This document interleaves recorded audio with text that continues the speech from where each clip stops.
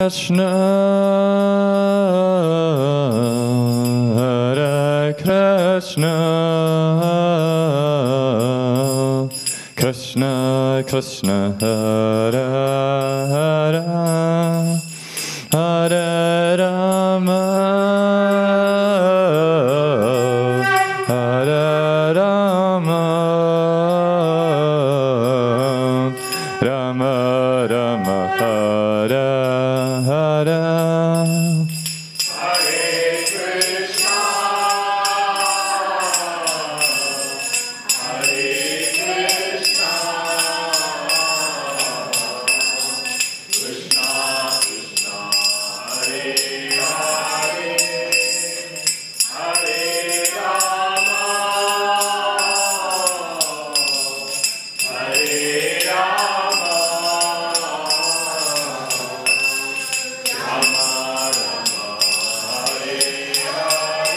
Hare Krishna, Hare Krishna, Krishna Krishna, Hare Hare, Hare Rama, Hare Rama, Rama Rama, Hare Hare.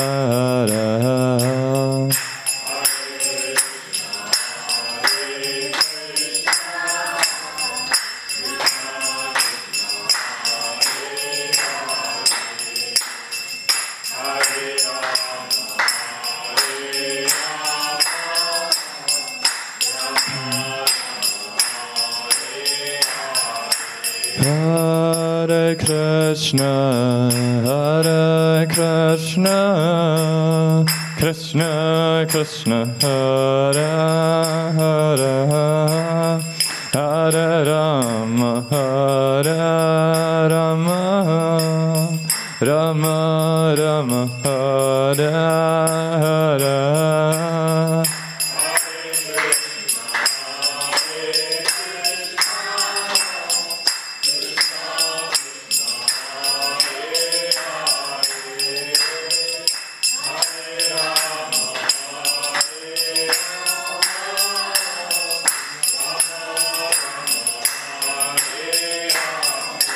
Hare Krishna, Hare Krishna, Krishna Krishna, Hare Hare, Hare Rama, Hare Rama, Rama Rama, Hare Hare.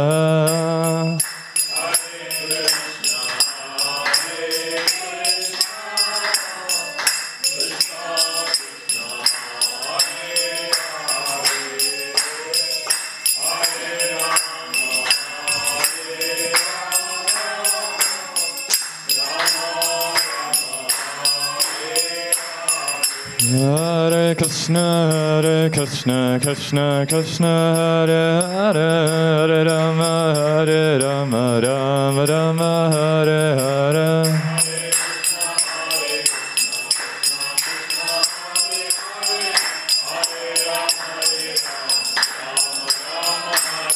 Hare Krishna, Hare Krishna, Krishna Krishna, Hare Hare, Hare Rama, Hare Rama, Rama Rama, Hare Hare.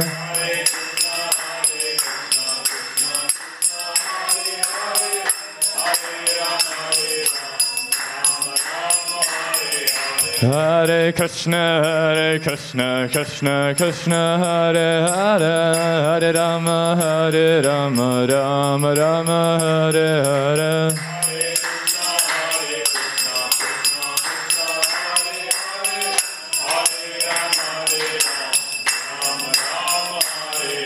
Hare Krishna, Hare Krishna, Krishna Krishna, Hare Hare, Hare Rama, Hare Rama, Rama Rama, Hare Hare.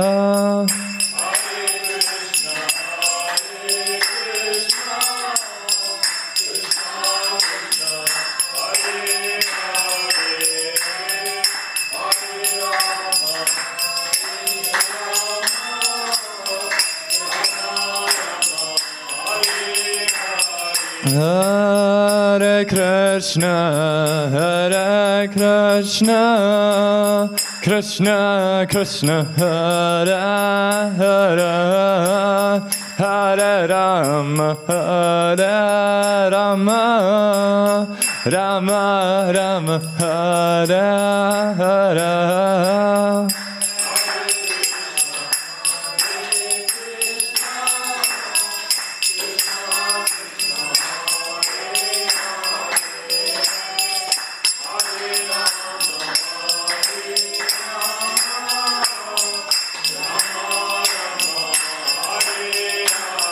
Hare Krishna, Krishna Krishna, Hare Hare, Hare Rama, Rama Rama, Hare Hare.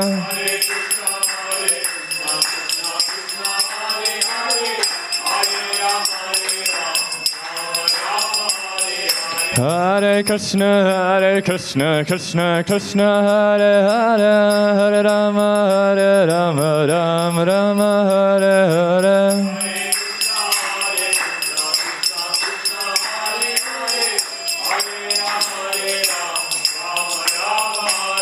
Hare Krishna, Krishna Krishna, Hare Hare, Hare Rama, Rama Rama, Hare Hare.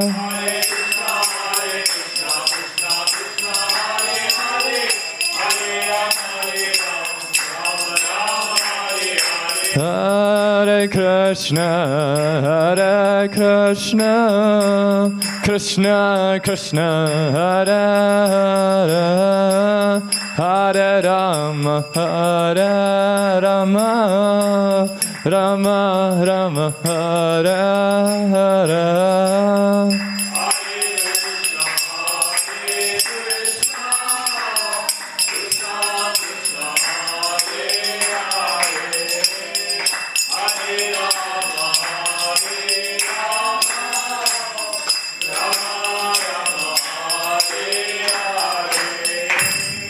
Vishnu Param Sivaracha Kachara Shrattar Shatta Divine Grace of Bachelor in the Bhaktivedanta Swami Srila Prabhupada Ki Jai. Vishnu Param Sivaracha Kachara Shrattar Shatta Divine Grace Bhaktisiddhanta Saraswati Goswami Maharaj Srila Prabhupada Ki Jai.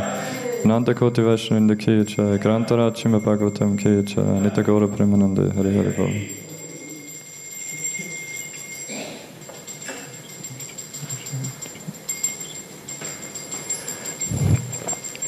Om Namo Bhagavate Vasudevaya.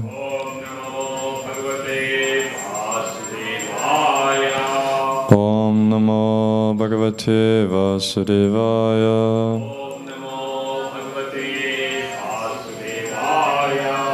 Om Namo Bhagavate Vasudevaya.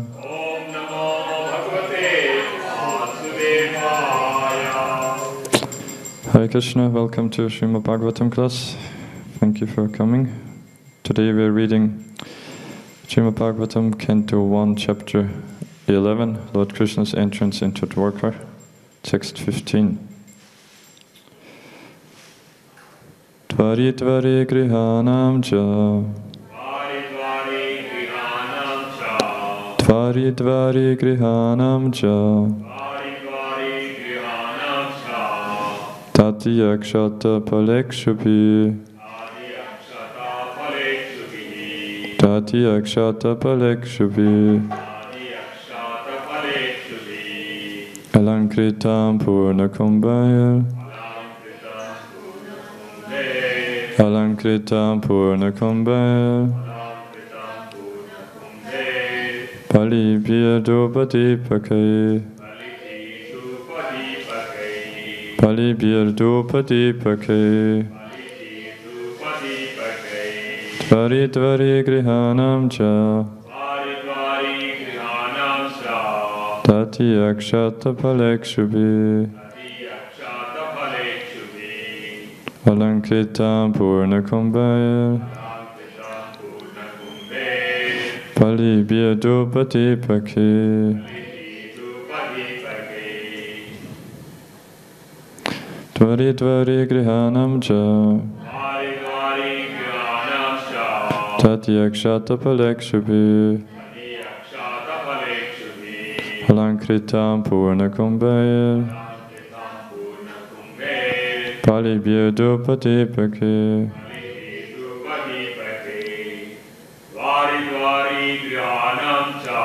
Dvari Dvari Grihanam Cha Tatyakshata Palekshubi Alankritam Purnakumbha Palibhya Dupatipake. Matajas? Dvari Grihanam Dhata Palekshubi Purnakumbhaya Palibhya Dupatipake. Word to word. Dvari Dvari. The door of each and every house. Grihanam.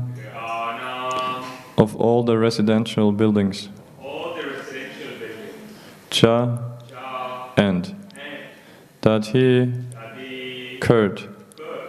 Akshata. Unbroken. Pala. Fruit. Ikshubi. Sugarcane. Alankritam. Decorated. Purnakumbhai. Full water pots. Palibhi. Along with articles for worship. Tupa. Incense. Deepakai. With lamps and candles. Translation Prabhupada by His Divine Grace of Bhaktivinoda Bhaktivedanta Swami Srila Prabhupada Ki Jai. In each and every door of the residential houses, auspicious things like curd, unbroken fruits, sugar cane, and full water pots with articles for worship, incense, and candles were all displayed. Purport. The process of reception according to Vedic rites is not at all dry. The reception was made not simply by decorating the roads and streets as above mentioned, but by worshipping the Lord with requisite ingredients like incense, lamps, flowers, sweets, fruits, and other palatable eatables, according to one's capacity. All were offered to the Lord, and the remnants of the foodstuff were distributed among the gathering citizens. So it was not like a dry reception of these modern days. Each and every house was ready to receive the Lord in a similar way, and thus each and every house on the roads and streets distributed such remnants of food to the citizens, and therefore the festival was successful.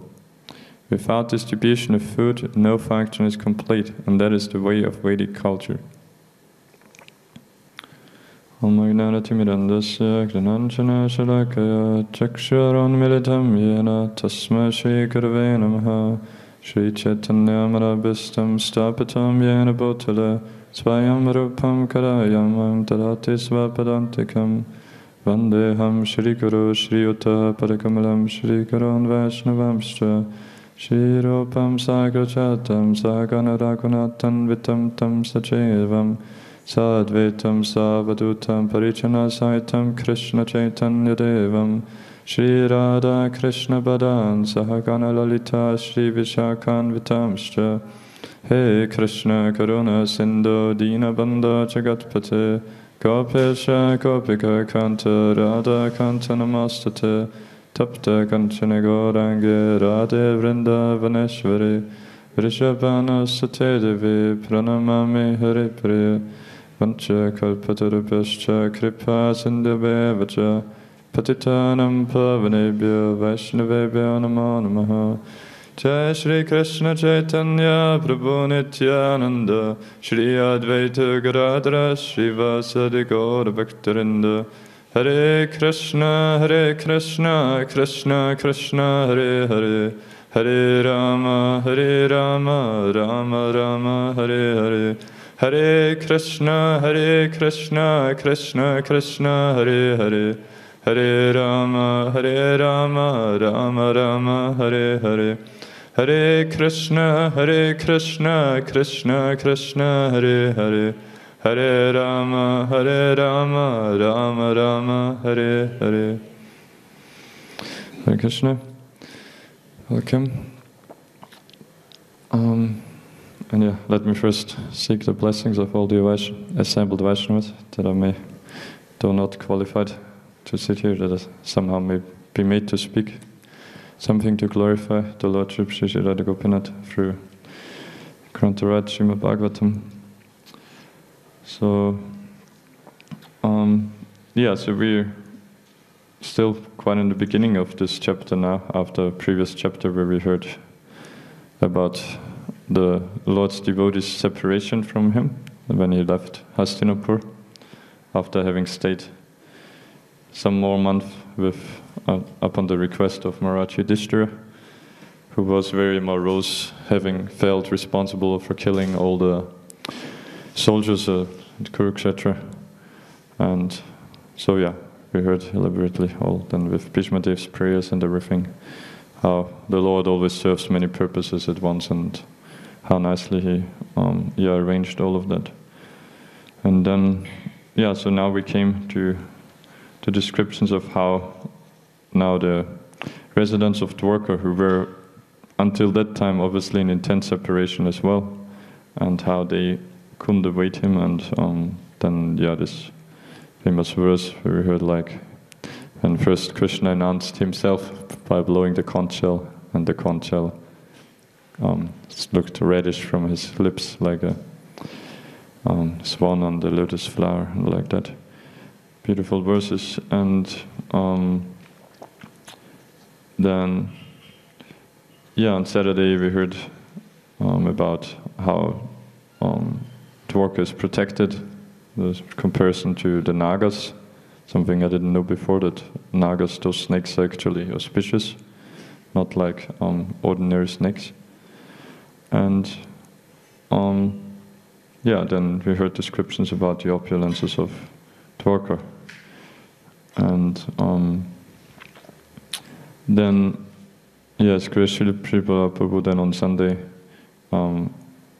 described how the importance of auspicious architecture, like, yeah, just told us about Vishwakarma, the architecture of the heavenly planets, how, yeah, that's not just for, I mean, actually, it's not for our own pleasure of looking beautiful, but how that's very particular, all arranged like geometry and everything, to always, like, especially in accordance with the sun, but yeah, also other things, how to, yeah, invoke most auspiciousness for the residents. And in particular, there in that verse we heard that very important for that are the gateways, because that's what, like, for everyone first coming, that's what, yeah, where you enter, what you see first. And yeah, we heard described like what about the species trees, those trees that bear fruits, rather than like nowadays, especially like where I come from Austria, and like all there Europe, it's pretty much like even just 100 years ago, a few hundred years ago, it was like I studied that in school also, like the natural habitat under the climate and everything there would be for deciduous trees, like what's it called? Forgot the name in English, but anyway, but through, yeah, because humans used the forests in that way for yeah, firewood and everything, industry. It's like completely different now. It's almost everything is full of just spruce or other pine and like all those needle-bearing trees. So, which are, yeah, which are, yeah, in the mode of ignorance, or at least not auspicious at all. No flower-bearing, fruit-bearing trees. So yeah, I mean, that's Kali Yuga, the development now, but here we heard the opposite description of, yeah, beautiful mango leaves, plantain trees, and yeah, banana trees, everything. How they are used in Vedic culture to also invoke auspiciousness and celebrate, especially like, yeah, to welcome great personalities like here, Lord Krishna himself. And yeah, yesterday the description went on. I was not here, but I myself have to look at the verse here about that like water was sprinkled always, and scented water even, and yeah, fruits, flowers, unbroken seeds were strewn everywhere. Yeah, also showing the opulence in those days, that like similarly here in Vrindavan, they were so rich, Nanda Maharaj, that for them it was like nothing so extraordinary that they would, like, on all those occasions, they would throw on each other all the yogurt, ghee, milk products lavishly without even thinking about, like, oh, we are wasting like such valuable products, we could sell them for a lot of money. But they were living according to religious principles, using the natural resources in the best way, and nature provides, like Prabhupada always said, provides more than enough, even not only enough for people living now, it could provide for so many more people. Nothing like overpopulation that we hear nowadays so often, that, oh, too many people on this planet, the planet will, collapses more and more. Yeah, it does, because we don't use it properly, not even materially, what to speak of in any religious, spiritual ways. But yeah, still, on the contrary, in those days, we see so much natural opulence always. Like, same way here in Dwarka, with fruits, flowers, so many products just lavishly being, used for decoration, for the pleasure of the Lord. And and today we hear not only the streets were decorated beautifully, opulently, but even each and every house, like in each and every door of the residential houses, auspicious things like curd, unbroken fruits, sugar cane, and full water pots with articles for worship, incense, and candles were all displayed.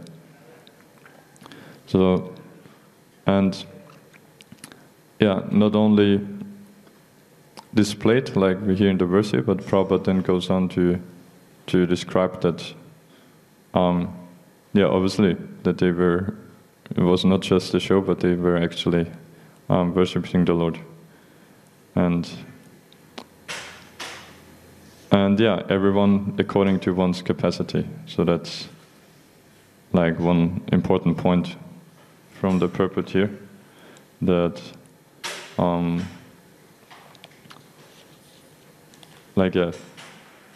as we hear from famous verse in Bhagavad Gita, Patram pushpam phalam toyam yome bhaktya prayachati tataham bhaktya. So I forgot the second part.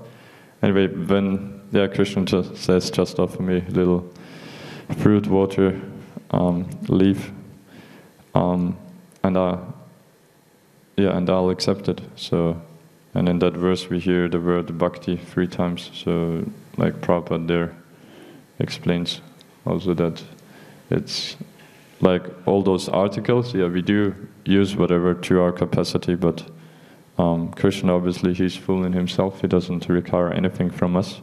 The only thing that he hankers for is our love. And that is, why he goes out of his way so much to somehow or other reclaim even the most fallen souls like us here now, in this fallen age of Kali Yuga. And so it doesn't matter how much we can offer from our material perspective, but only with how much effort we put to offer it, and to serve the Lord. Obviously, it's we know devotional service is not only about making like offerings like of bhoga, but we we want to offer our whole life, our whole existence, all our activities, every moment. That's what we aspire for. Like the gopis who cannot bear separation from Krishna even for one moment, 1/11th of a second. Who chastised Lord Brahma about how he could be so foolish to create eyes that blink and thus force us to not being able to see Gopinath for this tiny moment. So yeah, that's what we aspire for, and Krishna does make it so easy, the process of devotional service, as we hear again. Like, whatever we can offer, we just have to offer. Have to first know that aspiring for, endeavoring for our sense gratification will never satisfy us. That's for conditioned souls, that's like the very important point that we can, especially in our neophyte stages, that we can never neglect. Like, there's the sweetness of Krishna, but at the same time, like Prabhupada says, there's those two kinds of kirtan, of talking about, obviously about Krishna's pastimes, his name, glorious fame, and also about how futile material existence is, also endeavoring for sense gratification.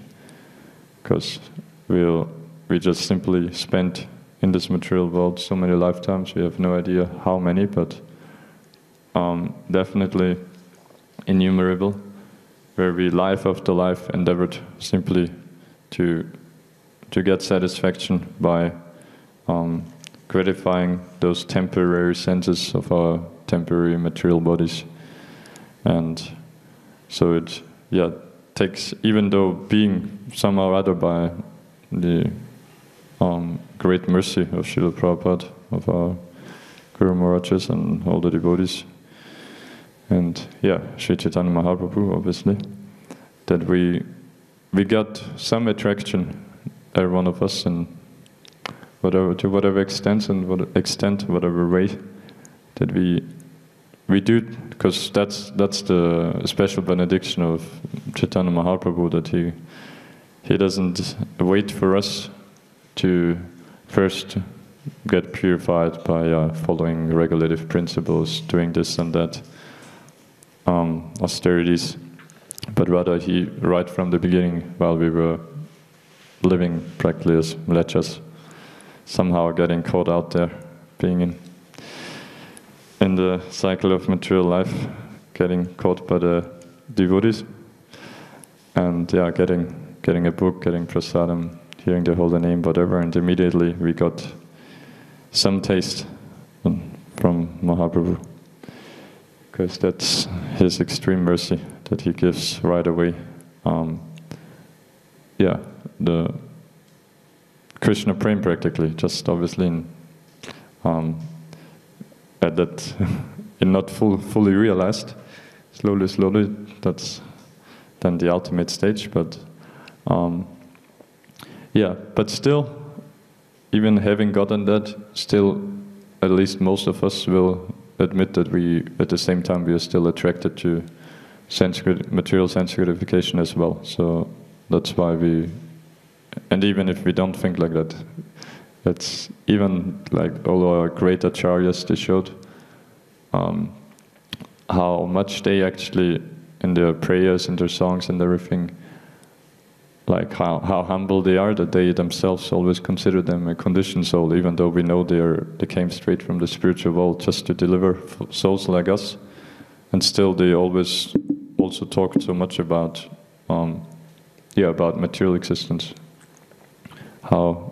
about how extraordinary also Krishna's illusory energy is, that how foolish we can be, and how hopeless it is to get out of it unless we get the mercy of the devotees. And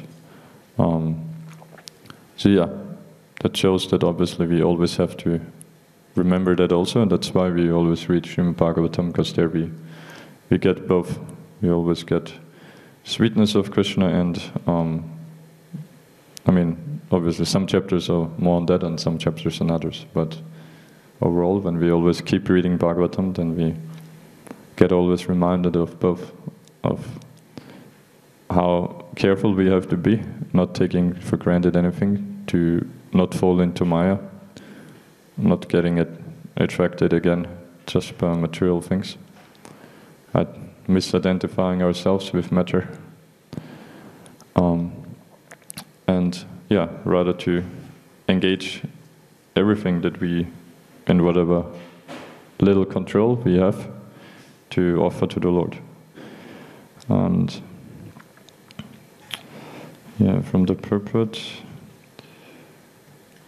yeah, so Prabhupada further says that was not like a dry reception of these modern days. So, like, yeah, this culture, nowadays it's pretty much, yeah, not existent of, creating such nice welcomes, like, if even for celebrities or whatever, there's, yeah, nothing like that.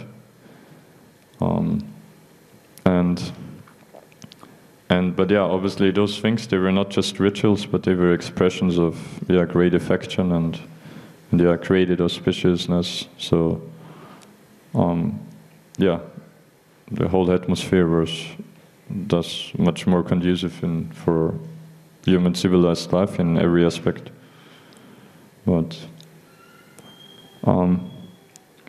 yeah, obviously we see nowadays that's not present, but still, like, we are fortunate as devotees. We obviously we know process of devotional service is beyond, like, pious auspiciousness and things like that.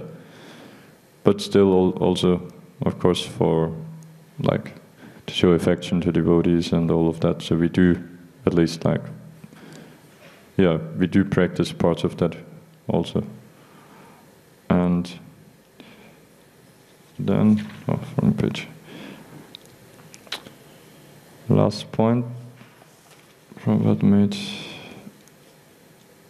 Oh yeah, about the distribution of prasadam, of those remnants of food offered to the Lord. There he then, at the last sentence, he refers to Bhagavad Gita, that without distribution of food, no function is complete, and that is the way of Vedic culture. Not sure exactly about the verse, but yeah, remember there's one verse in Bhagavad Gita where it says, yeah, without distribution of prasadam, without chanting of the Vedic hymns, without remuneration to the priests, and yeah, there's, I think, 4 or 5 things mentioned that without all of that, like, a sacrifice is not complete. So, yeah, so stressing the importance of prasadam, to also to distribute it, like, that was fully in the culture back then, that practically everyone you would not just cook for your own family, but you would always be ready to receive guests very happily. Like, that was part of the culture. Nowadays, if anyone would come, you would think, what is this weird guy asking for food? Just go away. But back then, yeah, it was like a whole different culture. We know of, like, traveling mendicants, sannyasis, or other brahmanas, and everyone. It was like, yeah, one point, for example, is that, like, I read recently in Chaitanya Charitamrita, where, yeah, some of you know perhaps, at one point there's an I'm not sure if Chaitanya Mahaprabhu, he visits him, or the astrologer. I think the astrologer must visit Chaitanya Mahaprabhu, this way or the other way around. But anyway, one time Lord Chaitanya asked one astrologer about if he can tell him about his previous lifetime. And then the astrologer goes into meditation, sees all the opulences of the Lord, saying that he's the Supreme Lord, and gets obviously astounded and a bit confused. And so first he doesn't tell the result to Lord Chaitanya, but then when Mahaprabhu asks again, so what did you see? Then he tells him, yeah, that I saw that you're the Supreme Lord, you're the Supreme Brahman. And Chaitanya Mahaprabhu says, I don't know what you see, but that cannot be. I know that I was, in my previous life, I was a cowherd boy. And because I performed pious activities as a Vaishya, nicely protected the cows, that's why now I took birth as a Brahmana. So I don't know what you see, but I know that. And yeah, then somehow, yeah, the astrologer tells, that like he ends like, I don't know who you are, what you are, but I offer my respectful obeisance unto you. So he surrenders to him because he knows that, yeah, he is the Lord, and yeah, so Mahaprabhu blesses him with Krishna prema. But there in the purport, Srila Prabhupada explains that, yeah, that was the system of education, you can say, a part of it, at least also in Vedic culture, that Brahmanas, they would they would not only on spiritual knowledge, not only study the Shastras for spiritual knowledge, but generally what Brahmanas, they would also study astrology. They would be priests, so pujaris, and Ayurveda. So that's the four main things that in general a Brahmana would know about. Know about means back then they really knew about, not like nowadays, the tiny knowledge that we might have here and there. So, and yeah, the thing was that they were simply in their occupation, they would simply go from door to door and and offer to the people their skills, their knowledge, simply for whatever. They didn't ask for anything. It was simply the culture that and they would not be like nowadays. If you would think yourself in the situation of think, okay, yeah, then I know, then I only go to those houses where I know they're very rich. But they were not, their consciousness was not that low. They were simply doing it as a duty. They knew that's my occupation, I study, and I share this knowledge indiscriminately. They just go door to door, no matter rich or poor, no matter what caste. And yeah, they would offer their knowledge, and they get, from rich people they obviously got more, some done, charity and everything. And from poor people they would give the same knowledge, like same knowledge about spiritual knowledge, and also perfect knowledge for physical health from Ayurveda, about astrology, about like telling them whom you should marry, or all those things. And so spiritual Ayurveda. Okay, and priest, that's perform for them some scars and all those things as priests. So they would do that even and happily, even if they just get a little bit of food and water from a poor family. That was the way Prabhupada explains that. Really everyone in the society had access to perfect knowledge, and it didn't depend on nowadays whatever little knowledge there is out there anyway, proper material knowledge. It's basically accessible only to those who can afford the education, who can afford, or like especially also for health. That's like getting more and more of a problem nowadays. Like who can afford to go to high class physicians and whatever, all the different doctors that are out there. So, but whereas back then it was freely accessible, indiscriminately, top class to everyone. And So yeah, that was on a point of distribution.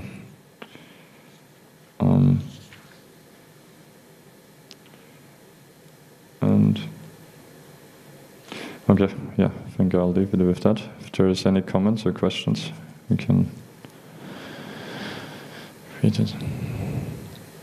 Yeah, Hare Krishna. How do you know if you're self-realized?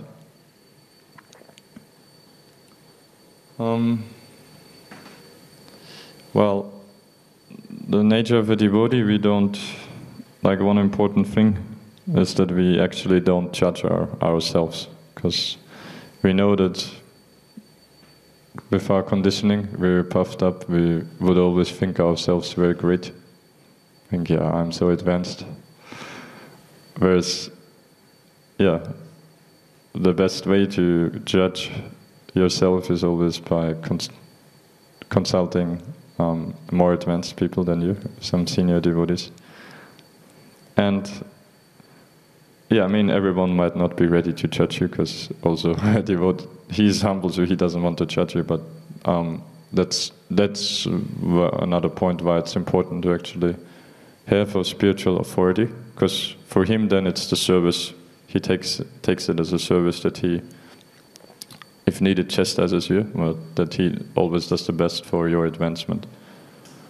So yeah, that is the way to judge, that you always think yourselves fallen and dependent on other devotees, especially on the authority, on your spiritual master or your other local authorities. Yeah, and other than that, I mean, there's some symptoms you see. You can look at, like, how much, as what we discussed. If you analyze how much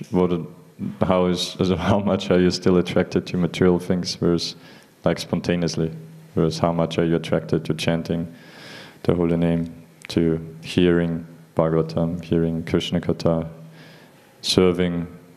Yeah, especially serving also, like, that might not be, like, at least I can tell for me, it was not natural in my nature to serve others so much. Quite. So yeah, how you can see that in yourself also, like what it becomes more natural for you, and if the spiritual things become more natural, then you know you're heading in the right direction at least. But we shouldn't, as I said, we shouldn't think to ourselves, oh wow, now I'm really great. So, yeah. Thank you. Nice question. Okay. Kantarachima Bhagavatam Ki.